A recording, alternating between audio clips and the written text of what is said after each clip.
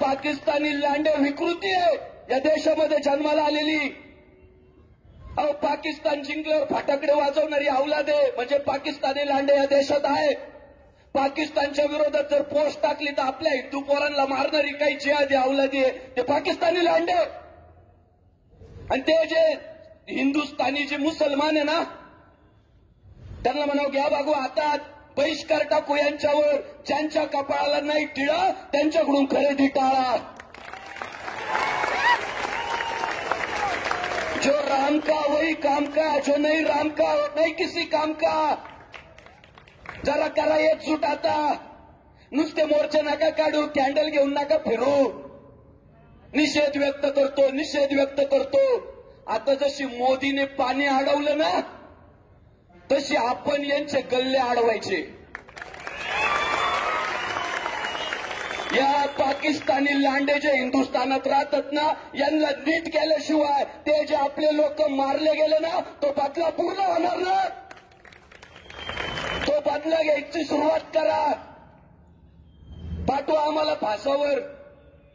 तात्या टोप्याचा इतिहास लाभलाय आम्हाला. आम्ही काय अंडू पांडू नाही. भगतसिंगाचा इतिहास लाभलाय. शिवराय संभाजीराजा पुण्यश्लोक अहिल्यादेवी होळकरांचा इतिहास लाभलाय आम्हाला. आमच्यातला एखादा लॉरेन्स बिश्नोई व्हायला लय वेळ नाही लागत.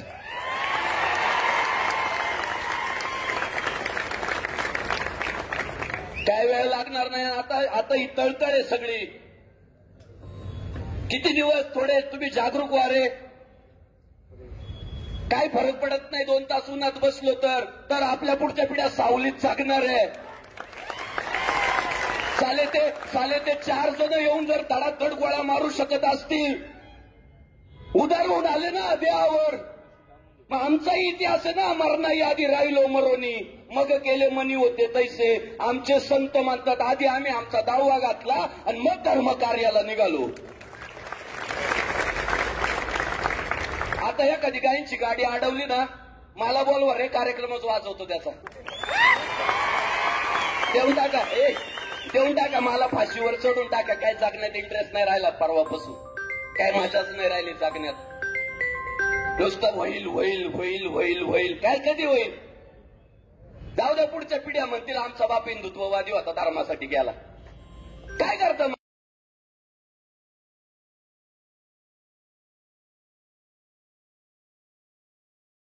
कधीतरी तर जायचंच आहे ना.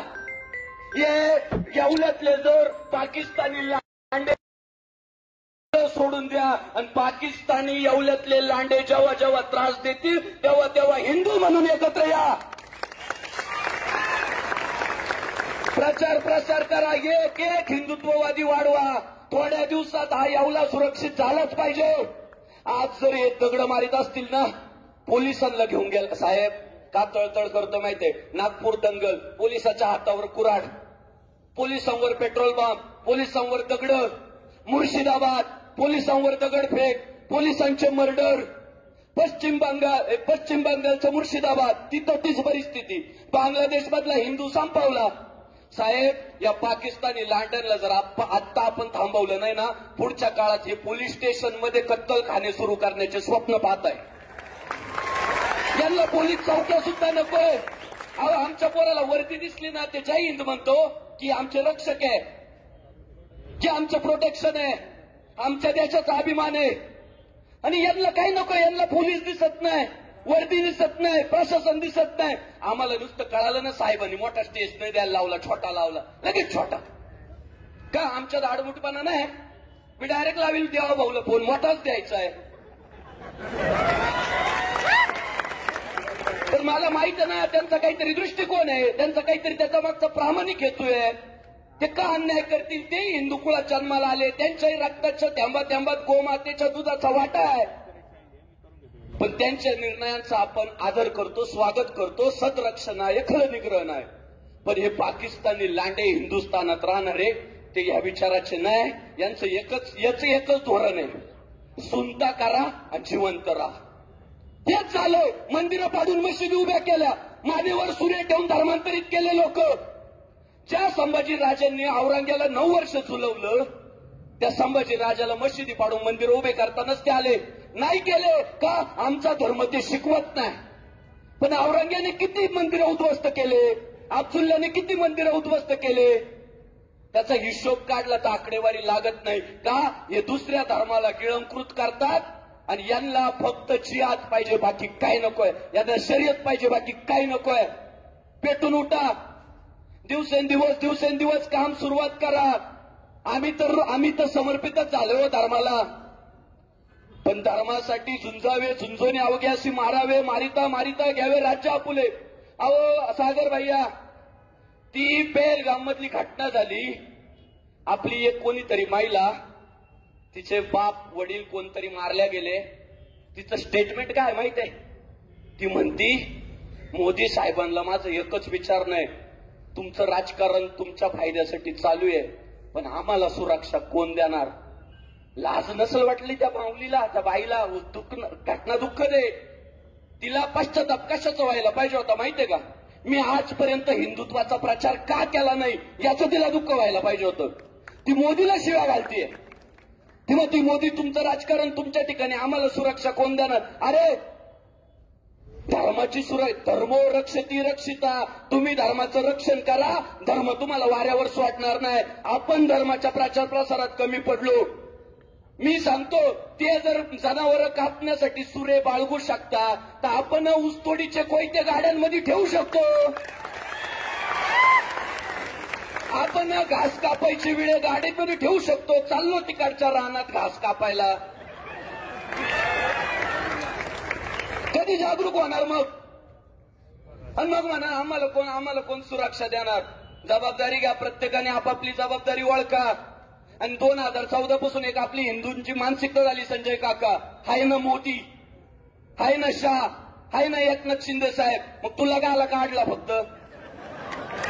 सगळं त्यांनीच करायचं. अरे ग्राउंड लेवलला आपल्याला आपलं काम उभं करावं लागेल. ती ताकद आपल्या मागे उभी होती, आहे आणि राहणार आहे. आपल्याला ग्राउंड लेवलला काम उभं करावं लागेल. तुमच्या घरात नाही येणार मोदी तुला धर्म वाचवायला. मोदी तुला सहकार्य करेल, पण टिळा कपाळाला तर आपल्याला लावावं लागेल ना. एवढ्यात सगळे टिळ्यावाले व्हा, सगळे नेते हिंदुत्ववादी होतील. एवढ्यात सगळे गोरक्षक व्हा, सगळे नेते गोरक्षक होतील. शेवटी समाज कसा आहे यावर नेता ठरवतो मला काय व्हायचंय. तुम्ही मुंबऱ्यात जा आणि म्हणा हिंदुत्ववादी व्हा, ते म्हणाल मला मतदान कोणाचं, तू करायला काय लावितो. मुंबरा माहिती ना, काय हिंदुत्ववादी होईल तो, होऊन उपयोग नाही. जितेची कोड मिळाल्याशिवाय जाणार नाही. चला, ऊन तापतंय, तापू द्या, तळतळ होतीये. सगळ्यांनी काम उभं करा. मी तुमच्या चरणी एकच प्रार्थना करतो, पोलीस प्रशासनाने सहकार्य केलंय, त्यांना सहकार्य करायचं. आणि त्यांना जे दगड मारले ना त्याचा सुद्धा बदला आपल्याला घ्यायचा आहे. ते आपले बांधव आहेत, ते आपले संरक्षक आहे. शेवटी आज आपल्या खिशातला पैसा, बायांच्या अंगावरचं सोनं, पार्किंग मधल्या गाड्या, शाळेत गेलेले पोरं सुरक्षित कोणामुळे? तर पोलीस प्रशासनामुळे. उद्या त्यांच्या हातावर कुऱ्हाडी बसल्या, त्यांच्या डोक्यात दगड बसले ना, हिंदुस्थानाचं अस्तित्व संपत आलं असं घोषित करावं लागेल. आज जर त्यांच्यावर वार होत असतील तर सामान्य पोरांची काय परिस्थिती असेल. पेटून उठे, सगळे काम करायला सुरुवात करू, ताकद लावू. आणि तुमच्या चरणी एकच प्रार्थना करतो, आज सागरबाई या लय जबाबदारी आहे. रोज एका गावात जात आहे धर्माचा प्रचार प्रसार करायला. इकडे संजय काका शर्मा, काय वय राहिली का यांची आता उन्हात बसायची. संभाजीराव भिडे गुरुजी 90 वर्ष होऊन गेले. सरळ त्यांच्याबद्दल एखादा जे आधी बोलून जातो, जे आधी प्रवृत्तीचा. मागं त्यांना कुत्रं चावलं, एक मानाला जे कुत्रं चावलं ते मी दत्तक घेतो. मी त्याला म्हटलं घे, कारण ते कुत्रं पिसाळलेले, ते पिसाळलेल्या माणसाजवळच पाहिजे. तो माणूस पिसाळलेलाच आहे जो म्हणतोय चावलेलं कुत्रं मी दत्तक घेतो. मग त्या कुत्र्याची मिरवणूक काढली. आता ते पिसाळलेलं आहे, ज्यांना चावल ते सगळे पिसाळतील. गुरुजीला आम्ही लसीकरण केलं. अरे गुरुजींना बोलताय, यांनी आयुष्य खपवले धर्मासाठी. हे काका गोरक्षणासाठी रोज एक गाव गाठताय, पोरांना आधार देताय. त्यांचं मनोगत झाल्याशिवाय कोणी उठायचं नाही. सगळ्यांना विनंती करतो, पुन्हा आम्हाला इकडं मोर्चाला यायची वेळ आणू नका. तुम्ही 100 वेळा बोलावलं तरी येऊ, 1000 वेळा बोलावलं तरी येऊ, पण आता मोर्चा आपल्याला काढावा लागेल. अशी परिस्थिती आणू नका. आता मोर्चे त्यांना काढावा लागले पाहिजे आणि मग त्यांच्या ढुंगणावर कशा काट्या हाणायच्या ते पोलीस प्रशासन ठरवेल. कारण त्याचे मोर्चे शांतीत नाही होत. महिला पोलिसांना त्रास देतील, अधिकाऱ्यांना शिव्या देतील. त्यामुळे ते तसं व्हाव द्या. आता वज्रमुठ बांधू छत्रपती शिवाजी महाराज की, धर्मवीर संभाजी महाराज की, भारतरत्न डॉक्टर बाबासाहेब आंबेडकरांचं, पुण्यश्लोक अहिल्यादेवी होळकरांचं, जय श्रीराम, हर हर. नीम का पत्ता कड़वा है, नीम का पत्ता कड़वा है,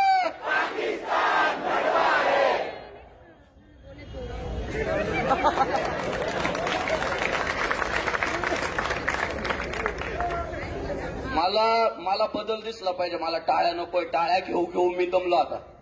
मला बदल दाखवा. मला टिळ्यावाल्यांची गर्दी दाखवा. मला भगव्याधारींची गर्दी दाखवा.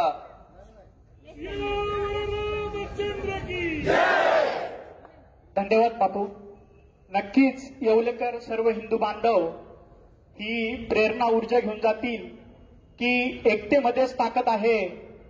बटोगे नहीं तो कटोगे नहीं, कंधों से ऊंची छाती नहीं होती, धर्म से ऊंची जाति नहीं होती.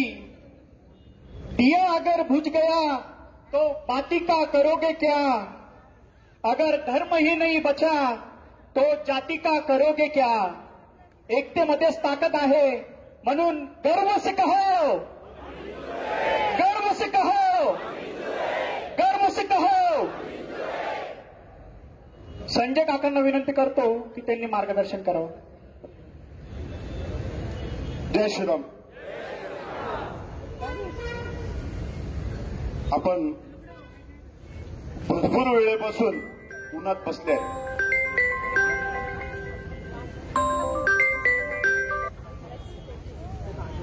आपण अनेक वेळेपासून बघतोय. आपण मोर्चे काढलेत, निषेध व्यक्त केला, समारोप झालं, बाजारात निघाला आणि सलीमकडनं केळे घ्यायला गेला. आहा, खोडायचं. माझ्यापूर्वी ज्या दोघं तरुणांनी जे भाषण दिलं अत्यंत जोशपूर्ण, व्यवहारी, अनुभवाचे बोल त्यांनी बोललेत. पण मला माझ्या वयानुसार अनेक वेळा जेलीत जाऊन आल्यानंतर, अनेक कसाईची 100% व्यवस्था केल्यानंतर, त्यांना मोर्चे काढायला लावले इथपर्यंतच ज्यावेळेस काम झालं त्यावेळेस असा अनुभव आला की आपल्या मोर्चे काढल्यास तरी सुद्धा घोषणा बदलायला पाहिजेत. आता आपली काही घोषणा होत्या त्या सोडा, घोषणा काय असायला पाहिजेत. देश के गद्दारों को, देश के गद्दारों को, देश के गद्दारों को. आज तुमच्या डोक्यात गोळी मारण्याचे विचार आलेत. मी माझ्याकडनं बीज रोपलं आज तुमच्या हृदयात. एक दिवशी तुम्हाला गोळ्या घालायच्या आहेत. पोलीस विभागाकडे एवढ्या गोळ्या नाहीत. आणि असलं तरी, मनगटीत ताकद असलं तरी, हृदयात भारत माता की जय बोलल्यानंतर आग लागत नाही. त्या भावना नाहीत. म्हणून त्यांच्या हृदयातनं निघालेला विचार तो भारत मातेच्या रक्षणाच्या पलीकडे, घराच्या रक्षणाकडे, समाजाच्या रक्षणाकडे जात नाहीये. मध्यंतरी बापूंनी सांगितलं की कोयता ठेवावा. आहा, पोलीस आपल्या रक्षणासाठी. आहा, खोटा. पोलिसांच्या रक्षणासाठी तुम्हाला मला उभं राहावं लागणार आहे.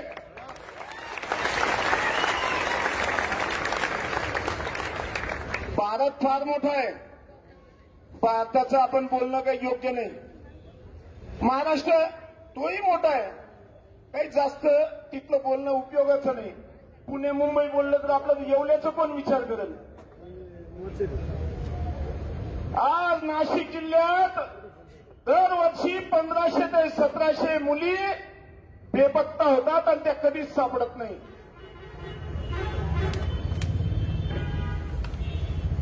त्या टोकापासून ते ठिकठिकाणी मार खात असलेले पोलीस तिथपर्यंतचा आपल्या हृदयात रोष आहे.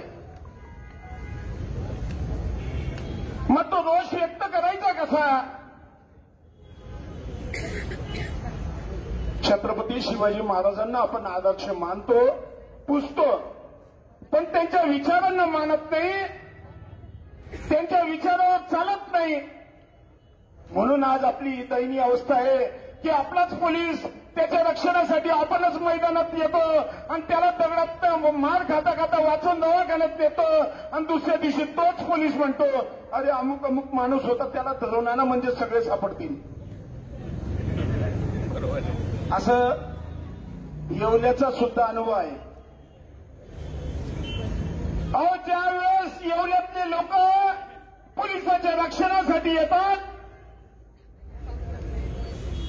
आणि रक्षण केल्यानंतर पोलीस विभागच त्यांच्यावर गुन्हा दाखल करतो. काय मरायला जाईल का तो रक्षणासाठी. नाशिकला असंच झालं. मागच्या दंगलीच्या वेळेस पोलिसाच्या रक्षणासाठी हिंदू समाजाचे सगळ्याच्या सगळे मुलं कार्यकर्ते होते. पोलिस वाचली. आताच काही दिवसापूर्वी पोलीस काही कारणामुळे काही कारवाईसाठी गेली. पोलिसांना दोरं धुतलं. गोरक्षणाच्या सोबत गोरक्षकांच्या सोबत पोलीस विभाग रेड करायला गेली तर आपल्याच गावात ते होते. म्हणून थोडेफार गोरक्षकांना लागलं, थोडंफार पोलिसांना लागलं.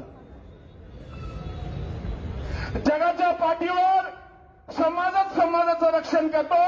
कोणताच पोलीस, कोणताच मिलिटरी, कोणताच विभाग येत नाही कामाला. आणि तो येतो तोपर्यंत 4 तास झालेले असतात. पहलगामची घटना बघून घ्या. तुमचं रक्षण तुम्हाला आईबाप बनून जसं तुम्ही पोरांचं रक्षण करतात तसं तुम्ही या येवल्या गावाचं रक्षण करण्यासाठी तुम्ही आईबाप बनून रक्षणासाठी या.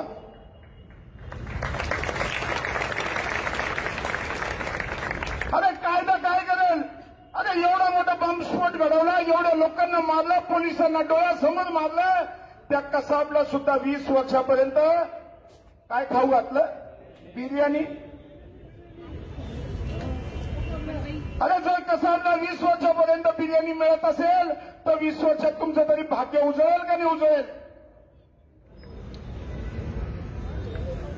आज कसाबाच्या तोडीला तोड विचारांनी प्रेरित हिंदू समाजाचे नवयुवक आणि माझ्यासारखे तरुण पुढे यायला पाहिजे. म्हणून मी तुमच्या समोर पुढे आलोय. अरे या देवाची माया आज नाही तर उद्या चुकावीच लागेल.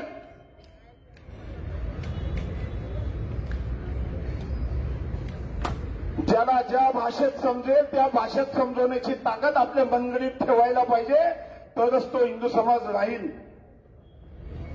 नाही तर तुम्हाला सुद्धा तुमच्या एवढ्या गावात एक एक मोहल्ल्यात आवाज येतील की तुमच्या आया बहिणी सोडा आणि सरळ निघून जा. तो वेळ यायला नको. मी काही पोलिसांचं लांगुल चालन करणारा व्यक्ती नाही. लांडेंचं तर मुळीच नाही. मी ज्यावेळेस इथं आलो त्यावेळेसच माहिती घेतली. म्हटलं अरे ते पोलीस स्टेशनच्या मागचं कत्तलखाना चालू आहे का. म्हणे हो काका तो तर चालू आहे ना. मग आजचं शुभ दिवस आहे का नाही शुभ दिवस. मग आपण तोपर्यंत इथंच बसून राहू जोपर्यंत पोलीस विभाग येऊन सांगत नाही की त्या पोलीस विभागाने त्या लांडेंच्या त्या कत्तलखान्याची व्यवस्था केली नाही.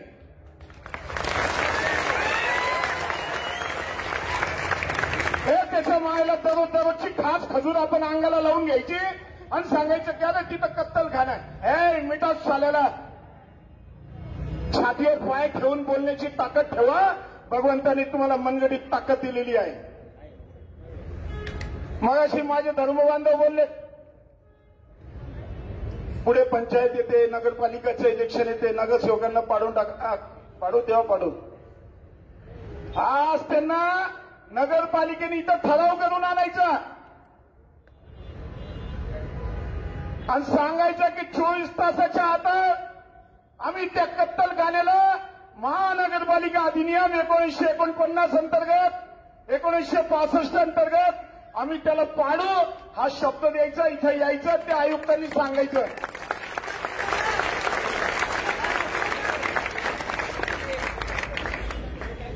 तुम्ही आणि आम्ही गोट्या गोट्या कवड्या कवड्या खेळायला आलोय का? आपल्या आयुष्याचा वेळ काय मोर्चा काढायलाय का? आलो म्हणजे पाडायचं, आलो म्हणजे नडवायचं, आलो म्हणजे तुडवायचं, याच्यासाठी जन्म घेतलाय. आता आहो तिथं या मोर्चाची सांगता केव्हा?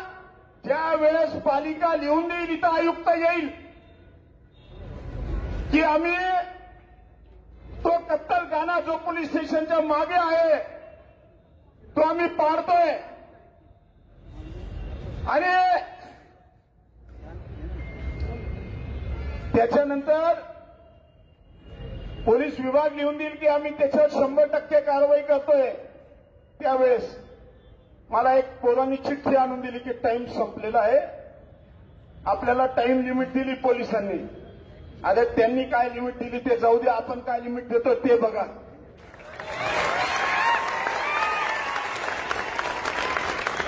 अरे आपण एवढी लिमिट दिली का नाही त्यांना? एवढ्या दिवसात आवरून घ्या. आवडलं का त्यांनी? काल रात्री सुद्धा गाईचं कापण्याचं काम चालू होतं. अरे तुमचा मोर्चा आज आहे, गाय कापणं चालू आहे, मग पालिका आणि पोलीस प्रशासन तुमच्या माझ्या रक्षणासाठी का?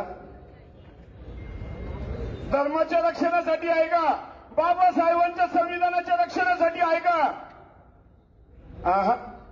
तर ते बाबासाहेबांच्या संविधानाचं पायमल्ली करत असेल तर आपण त्या दोघं यंत्रणेला कान धरून ओढून या मार्गाला लावू. गुन्हा दाखल होईल, काही अडचण नाही. माझं नाव पूर्ण सांगतो पोलीस विभागाने लक्षात ठेवावं आणि नोंदवून घ्यायचं. कुठं नोंदवायचं असेल ते संजय रामेश्वर शर्मा आणि राहणार धुळे. महाराज आलो म्हणजे त्या दिशेचं घाण सगळी साफ व्हायला पाहिजे. ते परत तेच गवता वेचायचे, तेच काड्या वेचायच्या, परत शिलवायचं. येवल्यात आलो म्हणजे येवल्याची घाण साफ करायचं का? असं तुमची सहमती आहे का? कत्तलखाना उद्ध्वस्त पाहिजे का? ते नाचलेले लोक या गावात पाहिजे का? मग मिटवायचं कोणी? मग आपण मिटवण्यासाठी आता इथं बसतोय. त्यांना स्टेज पाहिजे, घेऊन जाऊ देऊ, आपण खाली बसून घेऊ.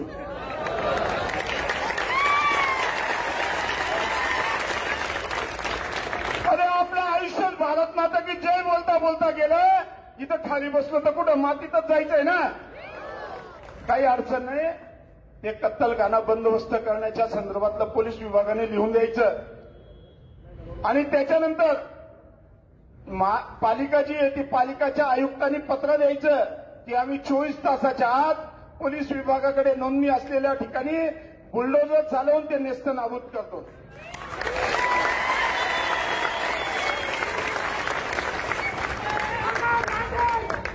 ठरलं का? बसायचं. मग आता तुम्हाला गीतं सांगतील आपल्या वेळी मुलं आणि ते गीतं म्हणायचे आणि आपण इथं शांत बसायचं. कोणासाठी? आपल्या पोरांसाठी, आपल्या पुढच्या भविष्यासाठी, या येवल्या गावासाठी. ठरलं? जय श्रीराम. देश के गद्दारों को, जय श्रीराम. देश के गद्दारों को, मी सर्वांनी बसून राहायचंय. आपली जी मागणी आहे त्याचं निवेदन ऍडिशनल साहेब आणि डीवायएसपी साहेब यांना महिला वर्ग आपला देणार आहे. वकील साहेब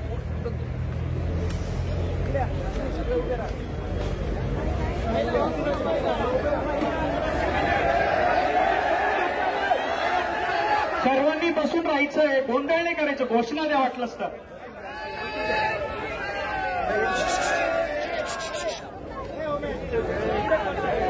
प्रभू श्री रामचंद्र की, भारत माता की, छत्रपती शिवाजी महाराज की.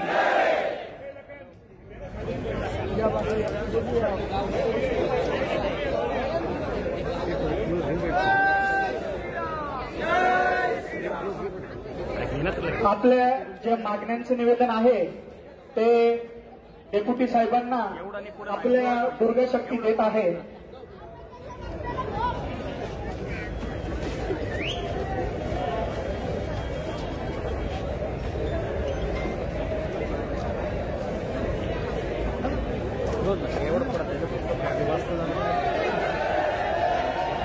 आपल्या या मोर्चेसाठी आणि सभेसाठी सर्व पोलीस डिपार्टमेंटने आपल्याला जे सहकार्य केलं त्याबद्दल त्यांचे सर्व सकल हिंदू समाजातर्फे धन्यवाद करतो. तसेच नगरपालिकेने सुद्धा सहकार्य केलं. पाणी प्या, पाणी, पाण्याची व्यवस्था आहे. पाणी प्या, जावा हळूहळू जा.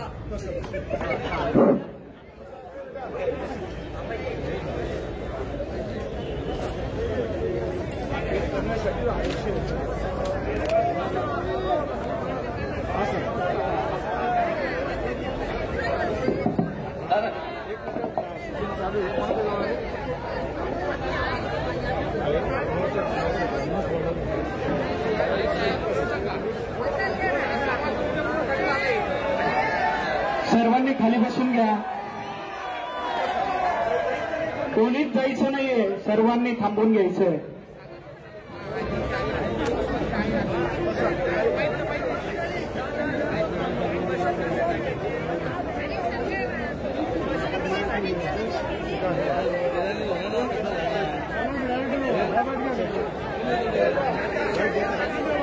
बापू महाराज महाराज हो महाराज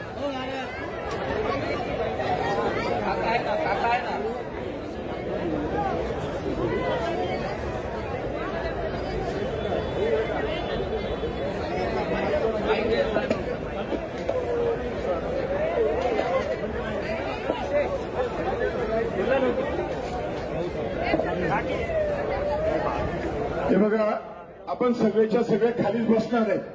जिथं आहे तिथं काही 1-2 तास जेवलं नाही, पाणी नाही पिलं तर काही मरत नाही. आपण पोलीस विभागाला विनंती केलेली आहे. त्यांनी पोलीस स्टेशनच्या मागचा कत्तलखाना पाडण्याच्या दृष्टिकोनातनं, कायमस्वरूपी नेस्तनाबूत करण्याच्या दृष्टिकोनातनं आपल्याला लिखित स्वरूपात पत्र द्यायचंय. पालिका म्हणजे नगरपालिकेने इथं जे कोणी नगरसेवक असतील आलेले, आमच्यासाठी सन्माननीय आहेत सगळेच्या सगळे. जे घरी असतील तेही सन्माननीय.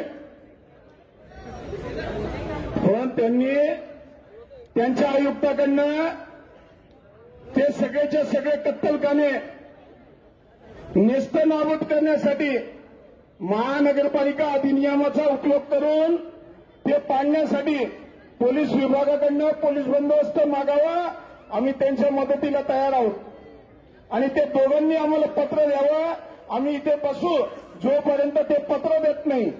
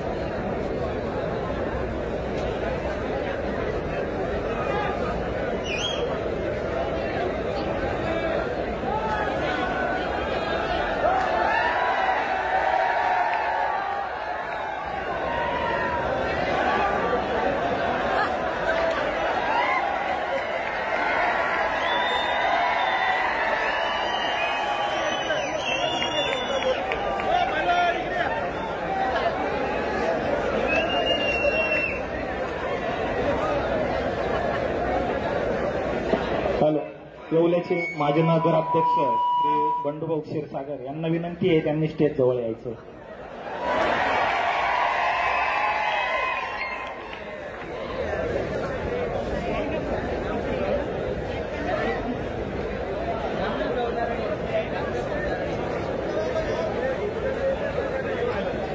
आदरणीय रामदास भाऊ दराडे साहेब त्यांनाही विनंती आहे त्यांनी स्टेज जवळ यायचंय. या जागा द्या त्यांना यायला. थोडंसं सहकार्य करा हिंदू बांधवांनी.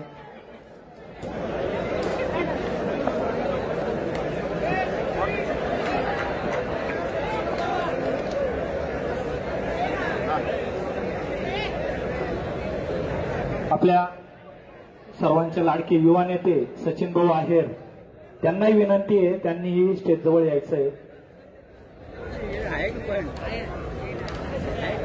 आजचा जो मोर्चा आहे त्याचं सार्थक आपल्याला आज करून जायचंय. माननीय प्रवीण भाऊ वनकर ते या ठिकाणी उपस्थित आहेत त्यांनाही विनंती आहे त्यांनी स्टेज जवळ यायचंय.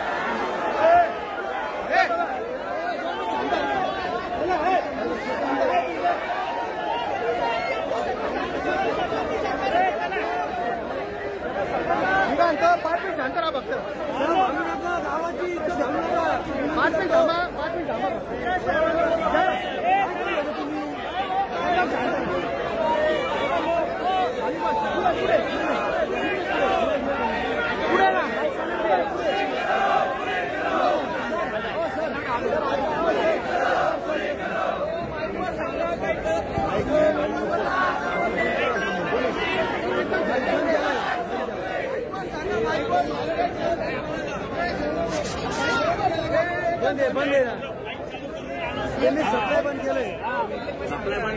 शांतता घ्या. आपल्याला नगरपालिकेने सांगितलं कागद तिकडे घेऊन जा म्हणून, तुम्ही जा घरी, कागद घ्यायला पोहोचतील.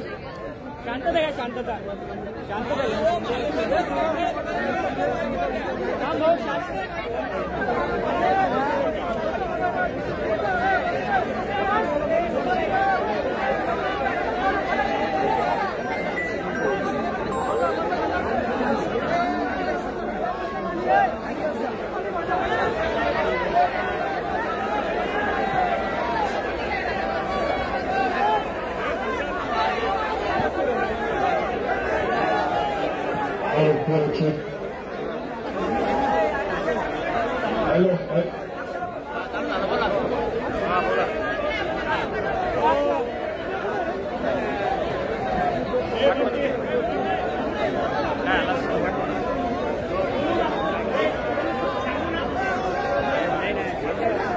सर्व हिंदू बांधवांना निवेदन आहे, आपली सभा संपलेली आहे. सर्वांनी शांततेत घरी जायचे. आपली जी आत्ता या परिषदेत मागणी आहे,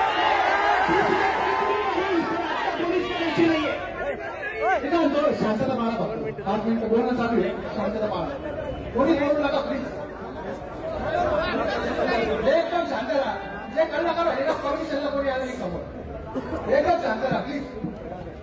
भावांनो जय श्रीराम. थोडी शांतता घ्या. थोडी भावना खाली बसा ना.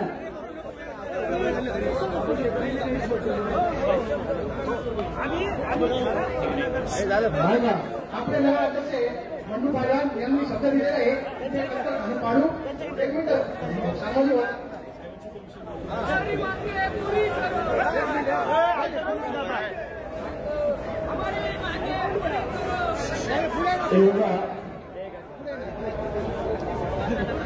नुकतंच आता पीआय साहेबांनी व माझे नगराध्यक्ष यांनी आपल्याला 2 गोष्टी सांगितल्या. नगराध्यक्ष साहेबांनी सांगितलं की आम्ही ठराव करून देतो की एवढे जे कत्तलखाने आहेत, जे पोलीस विभागाच्या डायरीवर नोंद आहेत, ते सगळेच्या सगळे कत्तलखाने पाडण्याच्या संदर्भात आम्ही त्यांना पोलीस बंदोबस्त मागतो 4 दिवसाच्या आत. बरोबर आहे. आणि माननीय पीआय साहेबांनी सांगितलं की आम्ही ते लगेच ताबडतोब पत्र देतो पालिकेला की तुम्ही आमच्याकडनं पोलीस बंदोबस्त मागा, आम्ही ते पाडण्यासाठी पोलीस बंदोबस्त तुम्हाला देतो. आता हे जे मी बोललो की मी माझे विचार व्यक्त नाही केले, त्यांचेच विचार मी तुमच्या कानावर टाकले, हे तुम्हाला बोलतील साहेब मार्गदर्शन करतील. पोलीस प्रशासनाच्या वतीने ज्या ठिकाणी ही घटना घडली त्या ठिकाणी जे काही अवैध बांधकाम आहेत ते बांधकामाबाबत आपण नगरपालिकेला पत्रव्यवहार करणार आहोत आणि त्यानंतर नगरपालिकेने जर ते अनधिकृत असेल तर नगरपालिकेने ठराव करून पोलिसांचा योग्य तो बंदोबस्त घेऊन ते जे बांधकाम असेल ते पाडतील. त्याबाबत आपले नगरसेवक बंडू नाना हे आपल्याला मार्गदर्शन करतील. हे बघा, पोलीस महानगरपालिका अधिनियम याच्यात स्पष्ट उल्लेख आहे, ज्या ठिकाणी कत्तलखाना म्हणून कत्तल केल्या गेलेली आहे ते जर अवैध असेल तर ती इमारत, बिल्डिंग, घर नेस्तनाबूत करायला पाहिजे असा कायदा आहे. आता त्या विषयावर आपलं मत व्यक्त करतील आणि पालिकेकडनं तुम्हाला सगळ्यांना वचन देता शब्द नाही. राजकारणी माणसाचा शब्द पाळायचा नसतो, बघायचा नसतो. ते तुम्हाला हिंदू म्हणून वचन देत आहेत, माजी नगराध्यक्ष म्हणून वचन देत आहेत की हे काम मी माझ्या हाताने 4 दिवसाच्या आत करून देईन आणि तुमची इच्छा जी आहे की शहरातले कोणतेही कत्तलखाने राहू देणार नाही, त्याचा ठराव जो येतो मी तयार करून त्यांच्याकडे देईल आणि त्यांच्याकडनं बंदोबस्त मागेल, हे आपल्याला बंधनानं बोलताय. त्यांचं लक्षपूर्वक ऐका, ते आपले ज्येष्ठच आहे. जय श्रीराम. आदरणीय महाराज व पी.आय. साहेब, महाजन साहेब, येवले शहरामध्ये जे कत्तलखाने बेकायदेशीर असेल, आपण जसं आता सर्व मोर्चे हिंदू बांधवांनी एकत्र येऊन लढा दिला, त्याचप्रमाणे जे कत्तलखाने असेल, जे गुंडागर्दीने आपल्या गोरक्षकाला मारहाण केलेली आहे, त्यांचे घरं असेल, ते सुद्धा अवैध जर असेल तर नक्कीच आपण सर्व मिळती नगरपालिकेच्या वतीने ते तोडण्याचं काम करू. एवढंच मी या प्रसंगी सांगतो. जय हिंद, जय महाराष्ट्र, जय श्रीराम. मी काय म्हणतो, हे जर नाही घडलं तर आपण जेवढे आहे ना तेवढे पुन्हा रास्ता रोको करू परत इथं 4 दिवसानंतर. बस कोणी मागं राहायचं नाही. जे आज जोश मध्ये ना त्या जोश मध्ये तो उभं राहायचं, सोबत उभं राहायचं फक्त. आता बघा, प्रशासनाने खूप चांगल्या पद्धतीने सहकार्य करून परवानगी दिलेली आहे. आपण सुद्धा त्यांचा मान ठेवला पाहिजे. प्रशासन सेवक सुद्धा आपलंच आहे. आपण प्रशासनाला अडचणीत आणणं योग्य नाही. तर कृपया सगळ्यांना विनंती आहे की शांततेने घरी जायचं आहे आणि या मार्गाने जे आपण मार्गदर्शन केलेलं आहे, ज्याच्या कपाळी टिळा तोच आमचा, हे आयुष्यभर लक्षात राहू दे. त्या पद्धतीने वागा, तरच आपल्या या मोर्चाचं, सभेचं काहीतरी फलित होईल. नाही तर इथून गेला विसरून जाऊ नका. तर सगळ्यांना विनंती आहे की कृपया आपण सगळ्यांनी शांततेत जावं. जय श्रीराम. धन्यवाद.